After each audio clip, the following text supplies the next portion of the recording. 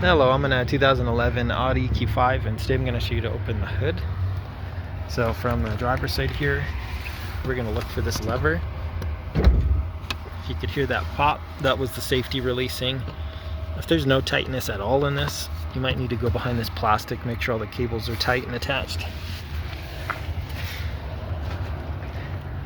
We'll go to the front.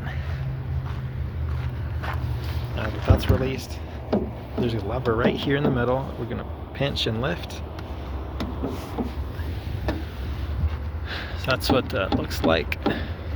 Make sure there's no debris stuck in here, maybe some WD-40 to loosen it up. That's where it was hooked onto in the bottom. So make sure there's nothing bent, make sure your hood's aligned properly. Because if it's not aligned properly, that could cause issues. But otherwise, I hope that was helpful, and I hope you have a wonderful rest of your day.